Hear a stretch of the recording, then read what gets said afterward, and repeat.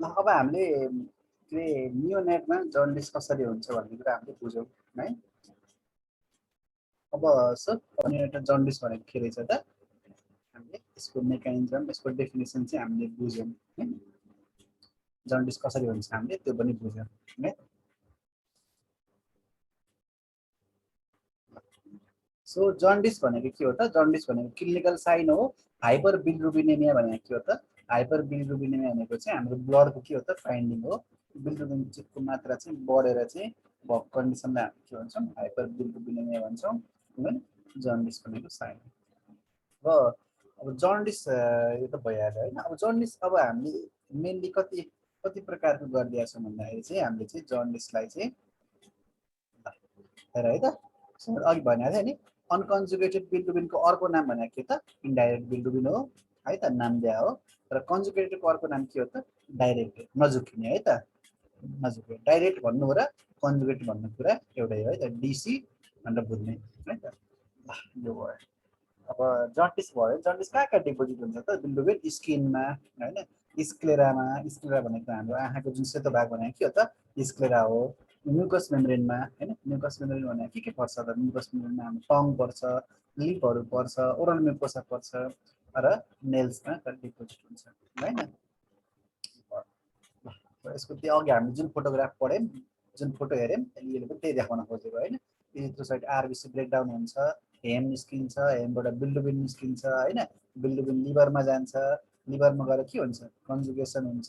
Conjugation भइसकेपछि ग्याल ब्ल्याडरमा जान्छ, Gyal ब्ल्याडरदेखि bile हुँदै कहाँ जान्छ त? इन्टेस्टाइनमा जान्छ होइन।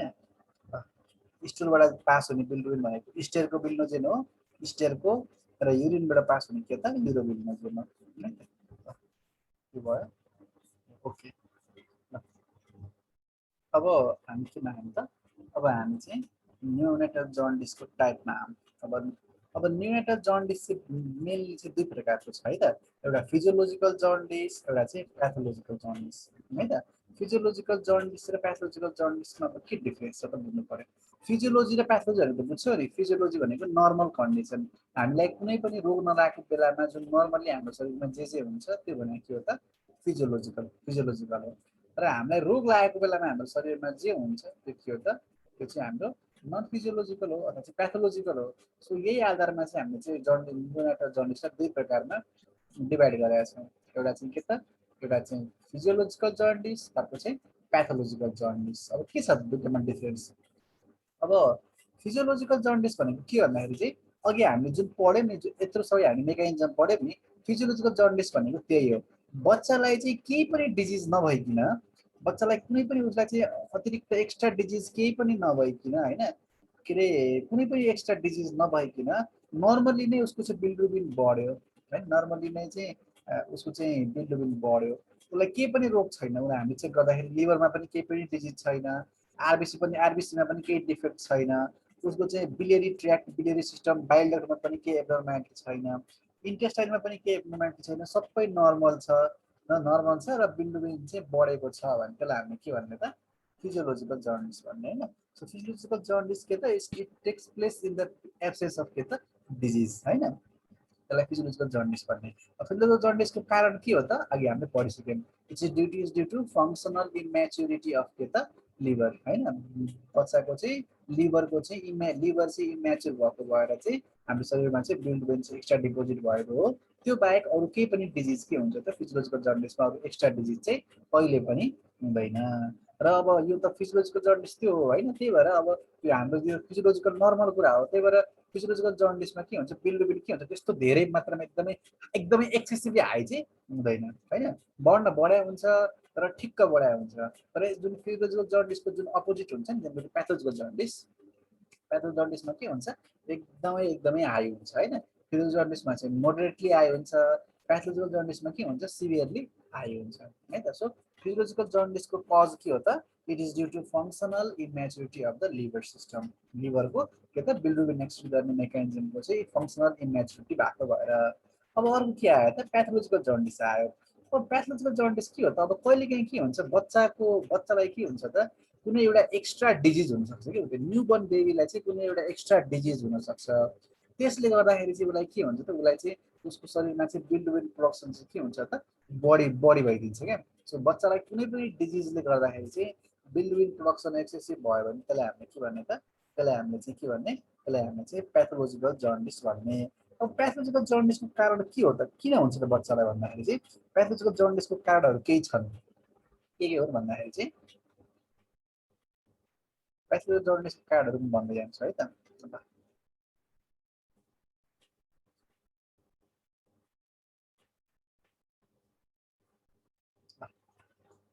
फर्स्टमा हामी के भन्यो त फर्स्ट कारण भनेको के हो त तिम्रो चाहिँ इन्कम्प्याटिबिलिटी के त इन्कम्प्याटिबिलिटी आरएच अथवा चाहिँ एबिओ इन्कम्प्याटिबिलिटी जसलाई चाहिँ हामी के भन्छौँ त हेमोलाइटिक डिजिज अफ द न्युबर्न पनि भन्छौँ होइन भर्खर नयाँ जन्मेको बच्चाको चाहिँ हेमोलाइसिस हुने डिजिज होइन कस्तो हेमोलाइसिस त प्याथोलोजिकल हेमोलाइसिस क्या फिजियोलोजिकल हेमोलाइसिस होइन प्याथोलोजिकल एबनर्मल हेमोलाइसिस भनेको आयु नपुग्दै भनेको बुढो ओल्ड आरबिसी नहुँदै आरबिसी बुढो नहुँदै उसको आयु नपुग्दै मऱ्यो भने त्यसलाई हामी के भन्छौँ त त्यसलाई हामीले चाहिँ हेमोलाइसिस भन्छौँ प्याथोलोजिकल हेमोलाइसिस भन्छौँ सो यदि कोही बच्चाको चाहिँ एबिओ र आरएच इन्कम्प्याटिबिलिटी छ भने त्यसले पनि के गराउन सक्छ त प्याथोलोजिकल जन्डिस गराउन सक्छ अब के हो त एबिओ र आरएच इन्कम्प्याटिबिलिटी थाहा छैन एबिओ र आरएच इन्कम्प्याटिबिलिटी भनेको कुछ बुझ्दैनौ कसो थाहा छ भने भन त ल एबिओ र आरएच इन्कम्प्याटिबिलिटी कुछ बुझ्दैन भन त कसो थाहा छ भने के होला आरएच र एबिओ इन्कम्प्याटिबिलिटी भनेको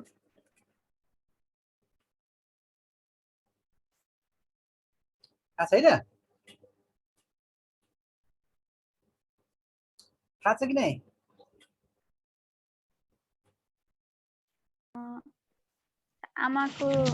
आमाको ब्लड ग्रुप चाहिँ नेगेटिभ छ अनि बेबीको चाहिँ पोजिटिभ छ यस्तो कन्डिसनलाई चाहिँ आरएच इन्कम्प्याटिबिलिटी गुड थ्यांक यू उसले भनेको एकदम सही छ हैन सो के हुन्छ त कहिलेकाहीँ के हुन्छ त चाहिँ तिम्रो चाहिँ मदर र बेबी र मदरको ब्लड ग्रुपिङ के हुन्छ त फरक भइदिन्छ क्या तिम्रो जस्तो फर इक्जाम्पल अब मदरको ब्लड ग्रुप के छ त नेगेटिभ छ आरएच नेगेटिभ छ हैन मदर सपोज ए नेगेटिभ छ बच्चा चाहिँ के छ त बच्चा चाहिँ ए पोजिटिभ भइदियो अथवा चाहिँ बच्चा चाहिँ बी पोजिटिभ भइदियो मदर नेगेटिभ छ हैन बेबी के छ त पोजिटिभ छ हैन नेगेटिभ र पोजिटिभ भनेको के हो त नेगेटिभ र पोजिटिभ भनेको आरएच एन्टिजेन पोजिटिभ कि आरएच एन्टिजेन नेगेटिभ भन्न खोजे हो हैन अब मदरमा आरएच एन्टिजेन नेगेटिभ छ बेबीमा के छ त आरएच एन्टिजेन पोजिटिभ छ अब तिमीलाई थाहा छ नि हाम्रो शरीरको कस्तो हुन्छ मेकानिजम भनेको यदि हाम्रो ब्लड ग्रुप चाहिँ हाम्रो ब्लड ग्रुपमा चाहिँ हाम्रो जुन चिज हुन्छ त्यसको विरुद्धको चाहिँ एन्टिबडी हुँदैन र जुन चिज चाहिँ हुँदैन त्यसको विरुद्धको एन्टिबडी चाहिँ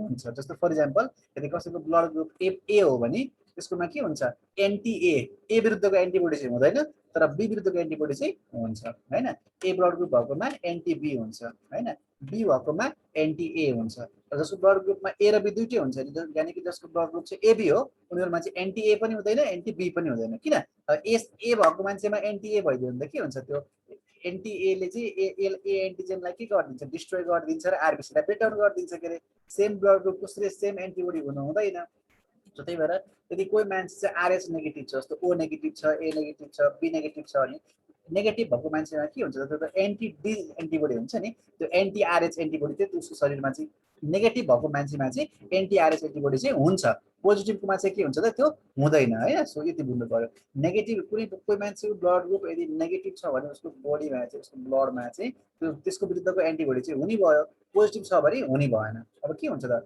अब बच्चा के हुन्छ बच्चाको ब्लड ग्रुप यदि पोजिटिभ भइदियो तर मदरको नेगेटिभ भइदियो भने के हुन्छ त यहाँ आफै सोच न के हुन्छ त बच्चाको ब्लड ग्रुपको जुन ओ एन्टिजेन छ हैन सरी त्यो जुन चाहिँ आरएच एन्टिजेन छ त्यो मदरमा जान्छ हैन मदरमा गएर त्यसले के गर्छ तिम्रो चाहिँ ध्यान दियो है त्यसले मदरमा गएर के गर्छ त्यसको विरुद्धको चाहिँ एन्टिबडी प्रोडक्सनलाई इन्क्रिज गरिदिन्छ र मदरले त्यो बनाएको एन्टिबडीले चाहिँ आएर के गर्छ त बेबीको चाहिँ के गर्छ त आरबिसीलाई के गर्छ त एट्याक गर्ने काम गर्छ है त मदरले बनाएको चाहिँ त्यो एन्टिबडीले चाहिँ गएर बेबीको के अरे आरबिसीलाई के गर्छ त एट्याक गर्ने काम गर्छ अब यदि ब्लड ग्रुपिङ दुईटैको म्याचिङ भयो भने के हुन्छ त के अरे तिम्रो चाहिँ बेबीको चाहिँ हेमोलाइसिस हुँदैन र यदि म्याचिङ भएन भने के हुन्छ त म्याचिङ भएन भने तिम्रो चाहिँ त्यो एन्टिबडी बनेर त्यो एन्टिबडीले चाहिँ आरबिसीलाई डिस्ट्रोय गर्ने काम गर्छ तर यसलाई हामी के भन्छौँ त एबिओ एन्ड आरएच इन्कम्प्याटिबिलिटी भनेर भन्छौँ है त यसको मेकानिजम अब अलिअलि बुझ्यो कि सायद है अब मेकानिजम भनेको यदि बच्चा चाहिँ पोजिटिभ छ, आरएच पोजिटिभ छ अथवा र मदर चाहिँ नेगेटिभ छ भने के हुन्छ त बच्चाको एन्टिजेन चाहिँ मदरको ब्लडमा जान्छ र मदरको ब्लडमा गएर त्यसले के गर्छ त एन्टिबडी बनाउनलाई त्यसले के गरिदिनु भयो त उक्साउने भयो। अब एन्टिबडी त बनाउनु उक्साउने भयो हैन। अब एन्टिबडी बनायो भने के भयो मदर त नेगेटिभ छ, अब मदरलाई त त्यो एन्टिबडी के डिस्ट्रोय गर्न सक्ने भएन हैन, मदरमा त त्यो एन्टिजेन छँदै छैन। तर अब त्यो मदरले बनाएको एन्टिबडी के हुन्छ त फेरि अब तिम्रो चाहिँ अब बच्चाले लिने भनेको त मदरकै ब्लड लिने हो नि त हैन र किन अम्लाइकल कर्डसँग ट्रान्सफर हुन्छ नि त। सो अब त्यो मदरमा बनेको त्यो एन्टिबडी चाहिँ अब घुमेर फर्केर फेरि कहाँ आउने भयो त बेबीमा आउने भयो र बेबीको आरबिसीलाई के गरिदिनु भयो त एट्याक गरिदिनु भयो। सो यही कन्डिसनलाई हामी के भन्छौँ त hemolytic disease of the newborn. बुझिरहेको छौ किन मेरो कुरा? नेगेटिभ मदरले पोजिटिभ बेबी जन्मायो भने चाहिँ आरएच भन्न खोजेको है त। नेगेटिभ मदरले पोजिटिभ बेबी जन्मायो भने पोजिटिभ बेबीको एन्टिजेन चाहिँ मदरको ब्लडमा जान्छ, त्यहाँ गएर एन्टिबडी बनाउनलाई उक्साउँछ उसलाई। र अब एन्टिबडी मदरको ब्लडले एन्टिबडी बनाएपछि के हुने भयो त तिम्रो चाहिँ उसको चाहिँ एन्टिबडी चाहिँ अब त्यहाँ फर्केर फेरि कहाँ आउँछ बच्चामा आउँछ र त्यो बच्चाको आरबिसीलाई त्यो एन्टिबडीले डिस्ट्रोय गरिदिन्छ र आरबिसी के हुन्छ ब्रेकडाउन हुन्छ। यही कन्डिसनलाई हामीले के भन्छौँ त आरबिसी ब्रेकडाउन भइसकेपछि के हुन्छ हामीले पढिसक्यौँ हामीले आरबिसी ब्रेकडाउन भइसकेपछि एक्सेस मात्रामा बिल्डुबिन प्रोड्युस हुन्छ, त्यसलाई हामीले hemolytic disease of the newborn भनेर पढ्छौँ। र त्यो बिल्डुबिन एक्सेस भएको कन्डिसनलाई हामीले के भन्छौँ त्यसलाई हामीले चाहिँ न्यूनाइटल जन्डिस भनेर भन्छौँ हैन। ल यो भयो। सो एउटा कारण भनेको hemolytic disease of the newborn भयो भनेको आरएच इन्कम्प्याटिबिलिटी भयो हैन। आरएच भनेको आरएच एन्टिजेन डी एन्टिजेन हैन। र अर्को चाहिँ कहिलेकाहीँ एबिओ इन्कम्प्याटिबिलिटी भएर पनि हुन सक्छ भनेको मदर ए हो, मदरको ब्लड ग्रुप ए हो, बेबीको बी भइदियो, अथवा मदरको ब्लड ग्रुप ओ हो, बेबी चाहिँ ए भइदियो अथवा बेबी चाहिँ बी भइदियो। मदर र बेबीको चाहिँ एबिओ नमिलेर पनि कहिलेकाहीँ चाहिँ हुन सक्छ है त। सो एबिओ र आरएच इन्कम्प्याटिबिलिटी गर्दा hemolytic disease of the newborn हुन्छ। सो यो त्यो केमा पर्ने भयो त प्याथोलोजिकल कन्डिसन भन्नुभयो। This is the example of this is the cause of pathological jaundice. त्यसको अलावा अरू के हुन्छ त अर्को भनेको कहिलेकाहीँ चाहिँ बेबीलाई चाहिँ यदि इन्फेक्सन भयो भने पनि त्यो इन्फेक्सनले गर्दाखेरि के हुन्छ तिम्रो चाहिँ बच्चाको चाहिँ के हुन्छ त त्यो इन्फेक्सनले गर्दा के हुन्छ हेमोलाइसिस हुनसक्छ बच्चालाई है त। त्यसको के हो त टर्च इन्फेक्सन हैन। टर्च थाहा छ होला भनेको टर्च भनेको टर्च भनेको के पर्छ टक्सोप्लाज्मा, रुबेला, साइटोमेगालो भाइरस र हर्पिस गरेर 5 वटा के हुन्छ त एन्टिजेन बन्छ। यो प्राय छ यो टर्च ग्रुप अफ जुन अर्गानिजम छ नि यसले चाहिँ प्राय कसलाई बढी एट्याक गरे हुन्छ त प्रेग्नेन्ट फिमेललाई बढी के हुन्छ त इन्फेक्सन गर्ने चान्स बढी हुन्छ। र प्रेग्नेन्ट फिमेललाई चाहिँ यदि टर्च इन्फेक्सन भयो भने यो टर्च इन्फेक्सन चाहिँ फैलिएर गएर बेबीलाई पनि हुनसक्छ र इन्फेक्सनले के गरिदिन्छ त यो इन्फेक्सनमा भएको जुन ब्याक्टेरियाहरूले भाइरसहरूले चाहिँ आरबिसीलाई के गरिदिन्छ डिस्ट्रोय गरिदिन्छ र जसले गर्दा के हुन्छ त आरबिसीबाट चाहिँ के हुन्छ बिल्डुबिन प्रोडक्सन के हुन्छ एक्सेसिभ हुन्छ है त। यो टर्च भनेको टर्च लाइट होइन है, थाहा छैन भने लेख है। टर्चको यदि त्यहाँ लेख्न पर्ने छ थाहा छ भने पर्दैन, थाहा छैन भने थाहा छ भने लेख कपी गर्दा हुन्छ।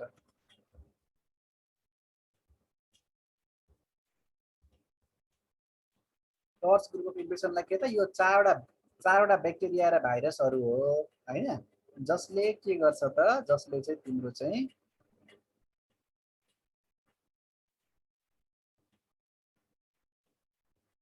के गर्छ त बच्चाको चाहिँ हैन बच्चाको चाहिँ के त प्रेग्नेन्ट फिमेललाई र त्यसको चाहिँ न्यूबर्न बेबीलाई चाहिँ इन्फेक्सन गराउने काम गर्छ। थाहा छैन भने लेखा है टर्च इन्फेक्सनको फुल फर्म चाहिँ थाहा छैन भने लेख्दा हुन्छ है त। टीबाट टक्सोप्लाज्मोसिस एक प्रकारको यो प्यारासाइट हो है त प्रोटोजोआ हो। टक्सोप्लाज्मोसिस ओबाट अरू आउन सक्छ हैन। आर भनेको के त रुबेला हो, सी भनेको साइटोमेगालो भाइरस हो, एच भनेको हर्पिस सिम्प्लेक्स भाइरस हो। यो टर्च ग्रुप अफ ब्याक्टेरियाले चाहिँ कसलाई एफेक्ट गर्छ त प्रेग्नेन्ट फिमेललाई एफेक्ट गर्छ र प्रेग्नेन्ट फिमेल सँगसँगै चाहिँ प्रेग्नेन्ट फिमेलको बच्चामा पेटमा भएको बच्चालाई पनि इफेक्ट गर्छ र त्यो बच्चाको चाहिँ आरबिसीलाई पनि यसले चाहिँ इन्फेक्सन गरेर डिस्ट्रोय गरेर के गर्न सक्छ त आरबिसीलाई डिस्ट्रोय गरेर यसले चाहिँ के गर्छ त प्याथोलोजिकल जन्डिस गराउन सक्छ है त। सो टर्च इन्फेक्सनले गर्दाखेरि के भयो आरबिसी ब्रेकडाउन हुन सक्छ। त्यसपछि गएर अर्को कारण भने के त कहिलेकाहीँ सेप्सिसले गर्दाखेरि पनि के हुन्छ ब्रेकडाउन हुनसक्छ हैन। त्यसपछि गएर मलेरियाले गर्दा ब्रेकडाउन हुनसक्छ हैन। मलेरिया इन्फेक्सनमा पनि के हुन्छ मलेरिया इन्फेक्सन मलेरियाको जुन प्यारासाइट हुन्छ हैन प्लाज्मोडियम कहाँ गएर बस्छ आरबिसी भित्र गएर बस्छ नि त हैन। सो प्लाज्मोडियम अथवा चाहिँ मलेरिया इन्फेक्सनमा पनि हुनसक्छ। सो अल्टुगेदर इन्फेक्सनमा चाहिँ हेमोलाइसिस हुनसक्छ। न्यूबर्न बेबीलाई इन्फेक्सन भयो भने हेमोलाइसिस हुनसक्छ है त। यो कारण भयो अनि कहिलेकाहीँ के हुन्छ प्रिम्याचुरिटीले गर्दाखेरि पनि के हुन्छ त एम्बोलाइसिस हुन सक्छ प्रिम्याचुरिटी भनेको 37 विक भन्दा कम एजमा यदि कम एजमा यदि कसै जन्मियो भने पनि त्यो हुन सक्छ है त र कहिलेकाहीँ चाहिँ G6PD भन्ने एउटा इन्जाइम हुन्छ ग्लुकोज 6 फस्फेट डिहाइड्रोजिनेज भन्छ है त नाम मात्र सुन्ने G6PD भन्ने एउटा इन्जाइम हुन्छ र त्यो इन्जाइम चाहिँ के हुन्छ आरबिसीले चाहिँ ग्लुकोजबाट चाहिँ इनर्जी निकाल्नको लागि चाहिँ ग्लुकोजबाट चाहिँ आरबिसीले इनर्जी निकाल्नको लागि एकदमै जरुरी हुन्छ G6PD भन्ने इन्जाइम यदि त्यो G6PD भन्ने इन्जाइमको कमी भयो भने के हुन्छ आरबिसीले इनर्जी निकाल्न सक्दैन र आरबिसी के हुन्छ डिस्ट्रोय हुन्छ आरबिसी हेमोलाइसिस हुन्छ हैन सो त्यो G6PD इन्जाइमको कमी भयो डेफिसिएन्सी भएको कन्डिसनमा पनि के हुन्छ त आरबिसी डिस्ट्रोय हुन्छ ल यो सबै केमा पर्ने भयो त these all are causes of के त पैथोलोजिकल जन्डिस है त these all are the causes of pathological jaundice भनेको के हुँदो रहेछ पैथोलोजिकल जन्डिसको कारण भनेको एउटा चाहिँ मदर र बच्चाको र आमाको चाहिँ ब्लड ग्रुप चाहिँ मिलेन बच्चाको र आमाको चाहिँ ब्लड ग्रुप चाहिँ मिलेन हैन एबिओ अथवा चाहिँ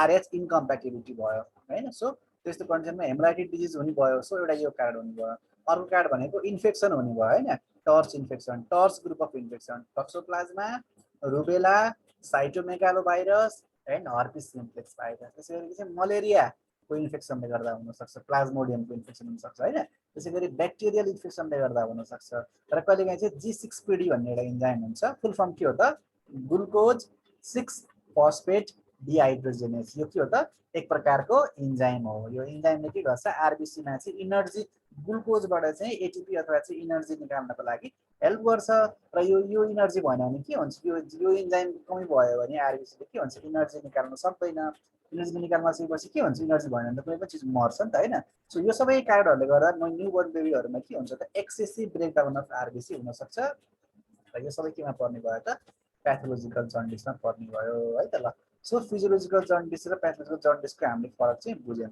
अब फिजियोलोजिकल जन्डिस हैन फिजियोलोजिकल जन्डिस र पैथोलोजिकल जन्डिसमा के फरक छ त भन्दाखेरि चाहिँ फिजियोलोजिकल जन्डिस कस्तो हुन्छ त अलिकति माइल्ड हुन्छ है त फिजियोलोजिकल जन्डिस चाहिँ अलिकति माइल्ड हुन्छ अनि एउटा कुरा है तिमीहरुलाई एक्जाममा चाहिँ डिफरेन्स बिट्विन फिजियोलोजिकल र पैथोलोजिकल जन्डिस एकदमै सोध्छ हैन यो म तिमीहरुलाई लास्टमा तिमीलाई मैले यो डिफरेन्स म तिमीलाई नोटमा हाल्दिन्छु नोटमा कपी गरेर राख है एकदमै हिट क्वेशन हो तिमीहरुको न्यू नेटमा differences between physiological and pathological jaundice एकदमै हिट क्वेशन हो है त ल अब के बुझ्ने त फिजियोलोजिकल जन्डिस र पैथोलोजिकल जन्डिसमा मेन फरक के हो त फिजियोलोजिकल जन्डिसमा डिजिज हुन्छ पैथोलोजिकल फिजियोलोजिकलमा के हुन्छ डिजिज हुँदैन पैथोलोजिकलमा चाहिँ के हुन्छ डिजिज हुन्छ हैन ABO Rh incompatibility infection sepsis TORCH infection हैन इन्जाइम G6PD डेफिसिएन्सीहरु चाहिँ पैथोलोजिकलमा हुन्छ ल सो अब फिजियोलोजिकल अलिकति कस्तो हुन्छ माइल्ड हुन्छ यसमा पनि बिल्डुबिन बढ्या हुन्छ फिजियोलोजिकलमा पनि र पैथोलोजिकल पनि बढ्या हुन्छ तर फिजियोलोजिकलमा चाहिँ के हुन्छ अलि कम बढ्छ पैथोलोजिकलमा एकदमै बढी बढ्छ है त र पैथोलोजिकल जन्डिस जनरली के हुन्छ त बच्चा जन्मिसकेपछि सरी फिजियोलोजिकल जन्डिस कस्तो हुन्छ त फिजियोलोजिकल जन्डिस जनरली के हुन्छ बच्चा जन्मिसकेपछि देखिन्छ क्या बच्चा जन्मिसकेपछि अब के हुन्छ आरबिसी ब्रेकडाउनको प्रक्रिया सुरु हुन्छ त्यसपछि गएर अब लिभरले त्यसलाई चाहिँ ह्यान्डलिङ गर्न खोज्छ र ह्यान्डलिङ गर्न सक्सेसफुल भयो भने जन्डिस देखा पर्दैन र अर्को कुरा सबै नयाँ जन्मेको बच्चालाई जन्डिस हुन्छ भने जरुरी छैन हैन अब जो बच्चाले ह्यान्डलिङ गर्न सक्दैन जसको लिभरले उनीहरुमा मात्र जन्डिस देखिन्छ हैन सो बच्चा जन्मेपछि उसले त्यो बच्चाले त्यो जन्डिसलाई त्यो बिल्डुबिनलाई चाहिँ ह्यान्डल गर्न सक्यो भने चाहिँ जन्डिस देखिने भएन के रे सो त्यही भएर चाहिँ फिजियोलोजिकल जन्डिस के हुन्छ जन्मेको 24 घण्टापछि देखिन्छ है त सो इट्स अनसेट इज के त मोर देन 24 आवर जन्मेको 24 घण्टापछि चाहिँ फिजियोलोजिकल जन्डिस देखा पर्छ तर पैथोलोजिकल के हुन्छ पैथोलोजिकल चाहिँ जन्मेको 24 घण्टा भन्दा अगाडि नै के हुन्छ देखा पर्छ है त जन्मेको 24 घण्टा भन्दा अगाडि नै देखा पर्छ भनेको तिम्रो चाहिँ जस्तो कहिलेकाहीँ के हुन्छ जन्मिन भन्दा अगाडि पनि भएको हुन्छ जस्तो उसले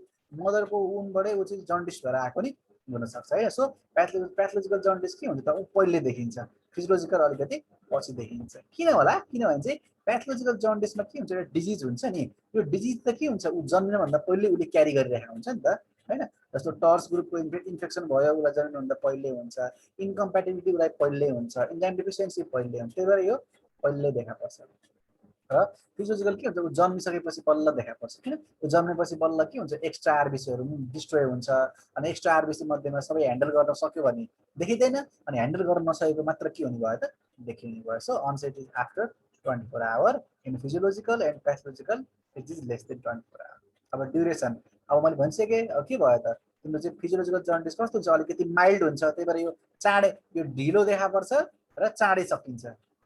फिजियोलोजिकल जन्डिस के हुन्छ त, ढिलो देखा पर्छ र चाँडै सिद्धिन्छ, यानि कि तिम्रो चाहिँ टर्म बेबीमा 2 हप्ता यानि 14 दिनभित्रमा सिद्धिहाल्छ है त। फिजियोलोजिकल जन्डिस के हुन्छ, अर्ली डिसेपियर हुन्छ, 2 हप्ताभन्दा कम पिरियडमा सकिन्छ, यानि 14 दिनभन्दा अगाडि सकिन्छ। तर प्याथोलोजिकल के हुन्छ, प्याथोलोजिकल चाहिँ यो डिजिज हुन्छ यसमा, त्यही भएर यो लामो समयसम्म रहिरहन्छ। टर्म बेबीमा 2 हप्ताभन्दा बढी, प्रिटर्ममा चाहिँ 3 हप्ताभन्दा बढी है त। यो भयो।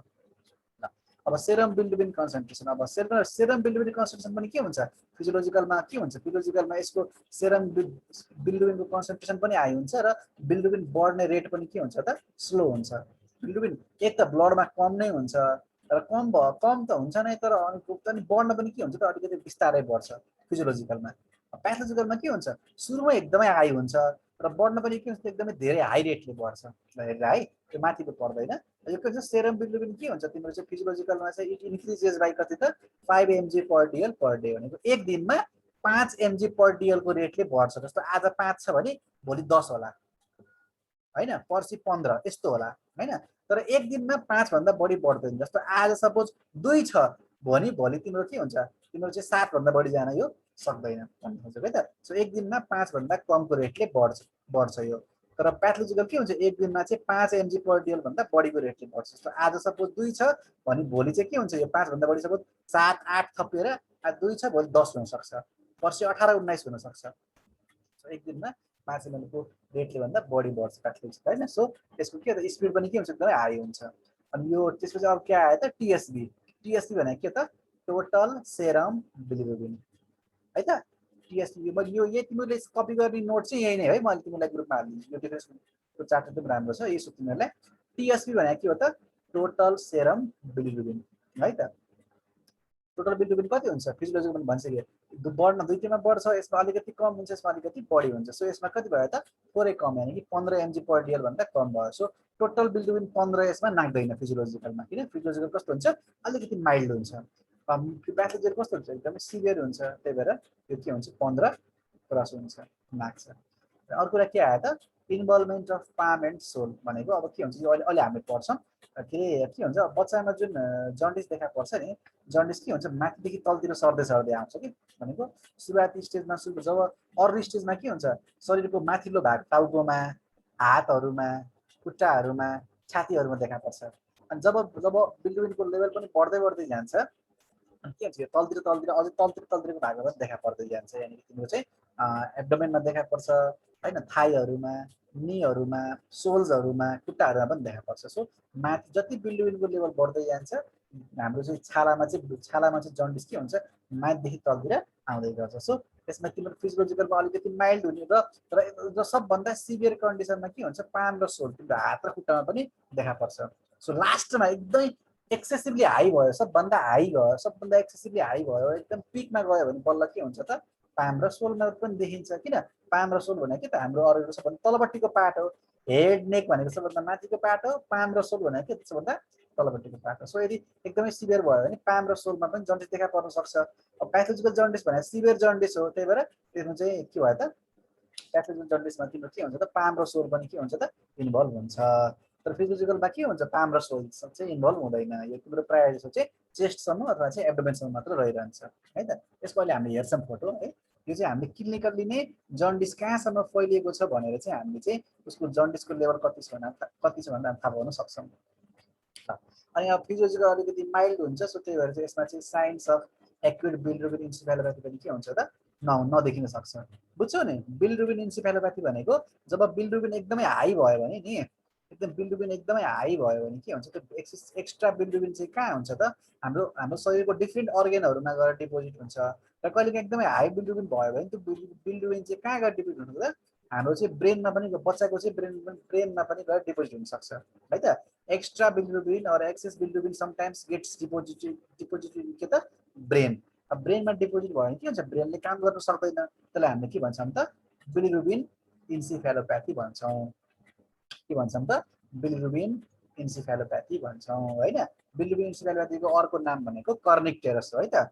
कर्निक टेरस, कर्नोस भनेको ब्रेन, टेरस भनेको जन्डिस। जन्डिस भएर ब्रेन बिग्रिनु भनेको के हो त, कर्निक्टेरस अथवा चाहिँ बिलिरुबिन इन्सेफेलोप्याथी। प्याथोलोजिकलमा एकदमै हाई हुन्छ बिलिरुबिन, त्यही भएर देखिन्छ। फिजियोलोजिकलमा त्यस्तो हाई हुँदैन, त्यही भएर देखिँदैन है त। So physiological jaundice is lace dangerous, pathological jaundice is very very dangerous है त। अनि अर्को कुरा के आयो त लास्टमा? Direct bilirubin. हामीले अहिले भर्खरै कुरा गऱ्यौँ। डाइरेक्ट बिलिरुबिन भनेको के हो त? कन्जुगेटेड बिलिरुबिन हो। कन्जुगेटेड बिलिरुबिन चाहिँ यसमा कति हुन्छ? 2 भन्दा कम हुन्छ, यसमा 2 भन्दा बढी हुन्छ। त्यही हो। यस्तो चाहिँ यो मेनली यो डिफरेन्स छ। तिमीहरूले एक्जाममा चाहिँ डिफरेन्स एकदमै सोध्छ, तिमीहरूले यही नोट सार्ने है। यही नोट एकदम बढी सोध्छ। सबभन्दा एकदमै राम्रो सबभन्दा राम्रो नोट चाहिँ यही नै छ, यही सार्दा हुन्छ। म अहिले ग्रुपमा हालिदिन्छु ल। अब तिमीहरूले फिजियोलोजिकल र प्याथोलोजिकल जन्डिस बढ्यो होइन। फिजियोलोजिकल जन्डिस बिस्तारै बढ्छ, भ्यालु पनि एकदम कम हुन्छ। प्याथोलोजिकल जन्डिस के हुन्छ? एकदमै वात्तै बढ्छ र भ्यालु पनि के हुन्छ? एकदमै हाई हुन्छ। ओके ल, अब हामीले यहाँसम्म बुझ्यौँ फिजियोलोजिकल र प्याथोलोजिकल जन्डिसको बारेमा। अब फिजियोलोजिकल जन्डिस र प्याथोलोजिकल जन्डिस हामीले बुझ्यौँ होइन। अब यसको कजेसहरू नोटमा पढ त। नोटको पेज नम्बर 4 पढ्यो भने यसमा त्यही अहिले मैले जे कजहरू भने त्यही कज छ है त। हेमोलाइटिक कजेसमा के लेखाएको छ? आरएच इन्कम्प्याटिबिलिटी भनेको त्यही हो होइन। एबिओ इन्कम्प्याटिबिलिटी भनेको त्यही हो होइन, हामीले भनिसक्यौँ। अनि थ्यालासेमिया भनेको के हो त? थ्यालासेमिया भनेको आरबिसीको एउटा डिजिज हो है त। थ्यालासेमिया भनेको आरबिसीको एउटा डिजिज हो जसमा हेमोग्लोबिन के हुन्छ त? फल्टी हुन्छ, डिफेक्टिभ, बिग्रिएको हेमोग्लोबिन चाहिँ के हुन्छ त? हाम्रो चाहिँ के हुन्छ? आरबिसीमा भएको हुन्छ। त्यसलाई हामी के भन्छौँ त? थ्यालासेमिया भन्छौँ है त। थ्यालासेमिया भनेको चाहिँ हेमोग्लोबिनको 4वटा सब युनिट हुन्छ, अल्फा बिटा गामा, 2टा अल्फा 2टा बिटा हुन्छ। यो तिम्रो चाहिँ सब युनिट अल्फा र बिटा सब युनिट भन्दा चाहिँ यदि कुनै सब युनिट चाहिँ मिसिङ छ भने चाहिँ हेमोग्लोबिन कस्तो हुन्छ? इन्कम्प्लिट हेमोग्लोबिन हुन्छ।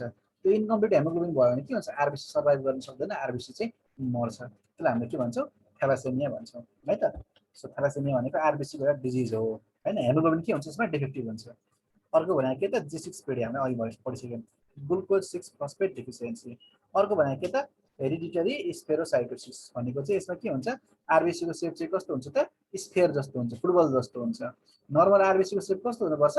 बाइकन्केभ हुन्छ। नर्मल आरबिसीको सेप कस्तो हुन्छ? बाइकन्केभ हुन्छ भनेको दुवै साइडमा अगाडि पनि पट्टि पनि के हुन्छ त? खाल्टो परे हुन्छ, किनकि नर्मल सेप हो। यदि त्यसरी बाइकन्केभ नभएर आरबिसी चाहिँ स्फेयर जस्तो भयो क्या, स्फेयर भनेको फुटबल जस्तो, गुच्छा जस्तो भयो भने, अब स्फेयर जस्तो आरबिसी कस्तो हुन्छ? स्टेबल हुँदैन, त्यो चाँडै ब्रेकडाउन हुन्छ। सो त्यो कन्डिसनलाई हामीले के भन्छौँ त? हेरिडिटरी स्फेरोसाइटोसिस भन्छौँ। यो भनेको आरबिसीको सेपको के हो त? एक प्रकारको एबनर्मालिटी हो होइन। आरबिसीको सेप के हो त? एक प्रकारको एबनर्मालिटी हो है त। जसरी सिकल सेल हामी पढाएको छौँ नि होइन। सिकल सेल एनिमियामा कस्तो हुन्छ? आरबिसी कस्तो हुन्छ? सिकल जस्तो हुन्छ, हँसिया जस्तो हुन्छ होइन। नर्मल त आरबिसी सिकल जस्तो हुँदैन, कस्तो हुन्छ? आरबिसी बाइकन्केभ हुन्छ होइन। त्यसो आरबिसीको सेप डिफेक्टिभ भयो सिकल सेल एनिमियामा। सो तिम्रो चाहिँ हेरिडिटरी स्फेरोसाइटोसिसमा पनि के भयो त? आरबिसीको सेप चाहिँ डिफेक्टिभ भएको भएर के हुन्छ? तिम्रो चाहिँ आरबिसीको सेप कस्तो हुन्छ? स्फेयर जस्तो भइदिन्छ। त्यसलाई हामीले हेरिडिटरी स्फेरोसाइटोसिस भन्छौँ। ल ध्यान दियो है। अब अरू कज नन हेमोराइटिक कज भनेको त्यही एउटा भनेको प्रिम्याचुरिटी। अघि हामीले भनिसक्यौँ होइन। बच्चा प्रिम्याचुर भयो भने राम्रोसँगले के अरे बिल्डुङले ह्यान्डल गर्न सक्दैन। अर्को भनेको इनएडिक्वेट फिडिङ, राम्रोसँग ब्रेस्ट फिडिङ हामीले गराएन, बच्चा राम्रोसँग दुध खाएन भने पनि के हुन्छ? जन्डिस देखा पर्छ। अर्को भनेको पोलिसाइथेमिया। पोलिसाइथेमिया भनेको के हो? पोलिसाइथेमिया भनेको अपोजिट अफ एनिमिया। हाम्रो शरीरमा आरबिसीको कमी भयो, हेमोग्लोबिनको कमी भयो भने के हुन्छ? त्यसलाई हामीले के भन्छौँ? त्यसलाई हामीले एनिमिया भन्छौँ। र यदि आरबिसी चाहिने भन्दा बढी भयो भने त्यसलाई हामीले के भन्छौँ त? पोलिसाइथेमिया भन्छौँ। सो आरबिसी चाहिने भन्दा बढी भयो, एक्सेसिभ भयो भने के हुन्छ? एक्सेस आरबिसी के हुन्छ? डिस्ट्रोय हुन्छ, हेमोलाइसिस हुन्छ, जसले गर्दा के हुन्छ त? बिलिरुबिन पनि के हुन्छ त? धेरै प्रोड्युस हुन्छ, जसले गर्दा जन्डिस हुन्छ। ल अर्को भनेको के त? Extravasated blood. Extravasated blood भनेको बच्चा डेलिभरी हुने बेलामा उसलाई कतै चोट लाग्यो र ब्लिडिङ भएर ब्लड जम्मा भयो है, टाउकोमा जम्मा भयो। तिमीले पढाएको छौ नि, सिफेलो हेमाटोमा र क्यापुट सक्सिडेनियम भन्दा गाइनिया पढ्यो कि पढ्नौ? पढाएको कि होइन? सिफेलो हेमाटोमा र क्यापुट सक्सिडेनियम भन्दा पढ्यो कि पढेनौ? त्यसमा के हुन्छ? बच्चा चाहिँ डेलिभरी हुने बेलामा चाहिँ ब्लिडिङ भएर टाउकोमा स्काल्पमा ब्लड कलेक्ट हुन्छ नि सिफेलो हेमाटोमामा हो। त्यो कहिले यदि बच्चालाई ब्लिडिङ भयो भने पनि के हुन्छ त? त्यो ब्लडमा जुन ब्लड बाहिर निस्केको जुन ब्लिडिङ भएर जुन ब्लड जम्मा हुन्छ नि, त्यो ब्लडमा भएको जुन आरबिसीको चाहिँ हेमोग्लोबिनबाट फेरि के हुन्छ त? बिलिरुबिनै बन्ने हो। त्यही भएर यदि बच्चाको यदि एक्सेसिभ ब्लिडिङ भयो भने चाहिँ के हुन्छ? उसको बिलिरुबिन प्रडक्सन पनि के हुन्छ त? बढी हुन्छ। सो त्यही कारणले तिम्रो चाहिँ एक्स्ट्रा भ्यासेटेड ब्लड यानि कि ब्लिडिङ भएको ब्लडले गर्दा पनि के हुन्छ बच्चालाई चाहिँ जन्डिस देखा पर्न सक्छ र अर्को भनेको आइडियोप्याथी कहिलेकाहीँ चाहिँ बिना कुनै कारण पनि हुन्छ आइडियोप्याथी भने के भयो त आइडियोप्याथी विल फल अन्डर द क्याटेगोरी अफ के त फिजियोलोजिकल जन्डिस ल अब हामीले चाहिँ यसको बारेमा बुझ्यौँ फिजियोलोजिकल र पैथोलोजिकल जन्डिसको बारेमा बुझ्यौँ है त आरबिसी ब्रेकडाउन हुने जुनसुकै कारण के हो त पैथोलोजिकल जन्डिस हो है त आरबिसी चाहिँ एब्नर्मली ब्रेकडाउन हुने कारण है त ल अब यो ब्रेस्ट फिडिङ जन्डिस र ब्रेस्ट फिडिङ जन्डिस बारे हामीले लास्ट टाइम थोरै पढौँला पहिला योभन्दा अर्को एउटा इम्पोर्टेन्ट टपिक छ क्लिनिकल एसेसमेन्ट अफ जन्डिस है त भनेको कोही बच्चालाई जन्डिस छ भने चाहिँ त्यो बच्चाको जन्डिस चाहिँ कतिको सिभियर छ त त्यो बच्चाको जन्डिस चाहिँ कतिको सिभियर छ त त्यो चाहिँ एसेस गर्ने त्यो चेक गर्ने तरिका भनेको के हो त क्लिनिकल एसेसमेन्ट हो है त क्लिनिकल एसेसमेन्ट हो अब यो सुन त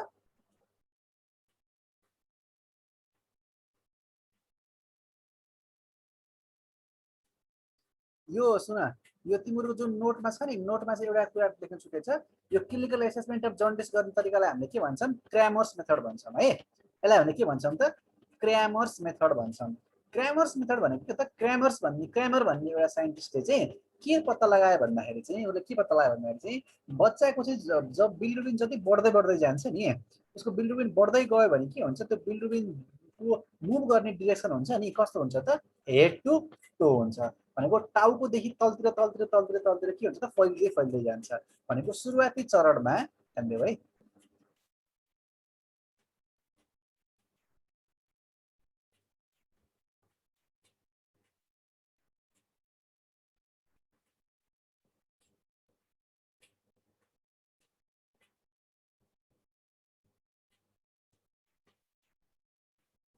बुझिन्छ बुझाछ हजुर सर अब बच्चालाई चाहिँ हामीले क्लिनिकल्ली हेरेर हैन हामी चाहिँ उसलाई चाहिँ क्लिनिकल्ली हेरेर कुनै पनि ल्याबको इन्भेस्टिगेसन नगराइकिन सेरम बिलिरुबिन नगरिकिन उसको बिलिरुबिन कति छ भनेर हामीले एस्टिमेट गर्ने गेस गर्ने तरिकालाई हामीले के भन्छौँ त क्रैमर्स स्केल भन्छौँ है त देखिरहेछौ KRAMERS क्रैमर्स स्केल भन्छ है त यो क्रैमर भन्ने मान्छेले पत्ता लगाएको हो र उसले चाहिँ यो पत्ता लगाएर चाहिँ के गर्दैछ त्यो डिफरेन्ट एरियामा कति भयो भने कति होला भनेर गेस गर्नको लागि एउटा उसले एउटा स्केल बनाइदिएको छ र हामी के भन्छौँ त क्रैमर्स स्केल भन्छौँ है त अब यो क्रैमर्स स्केलको प्रिन्सिपल फिजियोलोजी के हो त भन्दाखेरि चाहिँ जब बच्चाको चाहिँ बोडीमा चाहिँ बिलिरुबिनको मात्रा एक्सेसिभ भएर बिलिरुबिनको मात्रा चाहिँ बढेर जब उसको चाहिँ शरीरमा चाहिँ बिलिरुबिन डिपोजिट हुन्छ नि बिलिरुबिन डिपोजिट हुँदाखेरि के हुन्छ त बिलिरुबिनको डिपोजिट हुने प्रक्रिया के हुन्छ त कहाँबाट सुरु हुन्छ जहिले पनि हेडबाट सुरु हुन्छ टाउकोबाट सुरु हुन्छ त्यही भएर ख्याल गरेर हो नि जन्डिस भएको मान्छेमा नि सबभन्दा सुरुमा के देखिन्छ पहिलो ख्याल गरेर हो नि आँखा पहिलो देखिन्छ फर्स्टमा जहिले पनि के पहिलो देखिन्छ त आँखा पहिलो देखिन्छ र बढ्दै गयो भने पछि छाला पनि पहिलो देखिन्छ हैन अनि नङहरू पनि पहिलो देखिन्छ र होल बडी पहिलो देखिन्छ एकदमै लास्टै भयो उपचार गरेन भने बल्ल so jaundice always processed in कि त सिफालोकौडल डाइरेक्सन भनेको सिफालोकौडल भनेको हेड टु टो जन्डिस जहिले पनि कुन डाइरेक्सनमा मुभ गर्दो रहेछ त टाउकोदेखि खुट्टासम्म मुभ गर्दो रहेछ सो अर्ली स्टेजमा जन्डिस कहाँ देखा पर्दो रहेछ त तिम्रो हेडमा देखा पर्दो रहेछ अब यसपछि अझै बढ्दै गयो भने अब कहाँ जाने त तिम्रो चाहिँ अप्पर ट्रङ्कमा जाने भयो अप्पर ट्रङ्क भनेको घाँटीदेखि लिएर तिम्रो कहाँ त अम्लाइकसम्म हैन अप्पर ट्रङ्क भनेको तिम्रो चेस्ट र अप्पर एब्डोमेनसम्म देखा पर्ने भयो अब अझै बढ्दै गयो भने तिम्रो कहाँ त तिम्रो चाहिँ लोअर एब्डोमेन र उसको जुन यो न्यापी भन्छ नि हैन ग्रोइन एरिया त्यहाँ र तिम्रो चाहिँ कता तिम्रो चाहिँ निसम्म देखा पर्ने हो यहाँ आउनुभयो अब योभन्दा अझै बढ्दै गयो भने के त घोडाभन्दा पनि मुनतिर तिम्रो कहाँ त एङ्कलसम्म देखा पर्ने भयो र एकदमै योभन्दा नि अझै बढ्दै गयो भने लास्टमा के देखिनु भयो त उसको चाहिँ यो के हो त खुट्टालाई हामीले के भन्छौँ सोल भन्छौँ नि होइन सो सोलमा पनि देखा पर्ने भयो सो तिम्रो चाहिँ यसरी चाहिँ जन्डिस चाहिँ के हुन्छ जन्डिसको डिरेक्सन चाहिँ यसरी मुभ गर्दो रहेछ कहाँदेखि कहाँसम्म मुभ गर्दो रहेछ त टाउकोदेखि खुट्टासम्म मुभ गर्दो रहेछ सो अर्ली स्टेजमा यदि बिलिरुबिन एकदमै लो छ भने जन्डिस कहाँ देखिनु भयो त टाउकोमा मात्र देखिन्छ अझै बढ्दै गरेपछि के हुन्छ त उसको चाहिँ यहाँ देखिन्छ यो उसको चाहिँ अप्पर ट्रङ्कमा अथवा चाहिँ चेस्ट र अप्पर एब्डोमेन अम्लाइकस भन्दा माथि नाइटो भन्दा माथि घाँटी भन्दा मुनि र नाइटो भन्दा माथि यानि कि थोराक्स चेस्ट प्लस अप्पर एब्डोमेनसम्म देखिन्छ अब अझै बढ्दै गयो भने के त लोअर एब्डोमेन ग्रोइन एरिया र थाइसम्म देखिन्छ। अझै बढ्दै गयो भने थाइ भन्दा पनि मुनि यानि कि नी भन्दा पनि मुनि कहाँ त लेगमा देखिन्छ र अझै बढ्दै गयो भने लास्टमा तिम्रो कहाँ त सोलमा पनि देखिन्छ। सो अब उसले यही आधारमा क्रामरले के गरिदियो त तिम्रो चाहिँ उसलाई चाहिँ विशेष गरी 5 वटा त्यो बच्चाको शरीरलाई 5 वटा जोनमा के गरिदियो त क्याटेगोराइज गरिदियो है त। त्यसलाई हामीले के भन्छौँ क्रामर्स जोन भन्छौँ है त। 5 वटा ठाउँ 5 वटा रिजनमा के गरिदियो त वर्गीकरण गरिदियो। जस्तो देशलाई हामीले चाहिँ अञ्चल जिल्ला भनेर टुक्राउँछौँ त्यसै गरी हाम्रो बोर्डलाई पनि उसले के त बच्चाको बोर्डलाई चाहिँ 4 वटा रिजनमा उसले के गरिदियो त ब्रेकडाउन गरिदियो हो।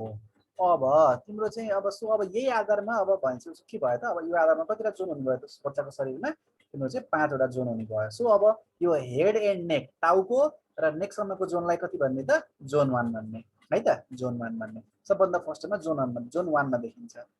त्यसपछि गएर ल सेम लिङ्कमा फेरि जोइन हो है। टाइम सक्यो। सेम लिङ्कमा फेरि जोइन हो है। ओके हुन्छ सर।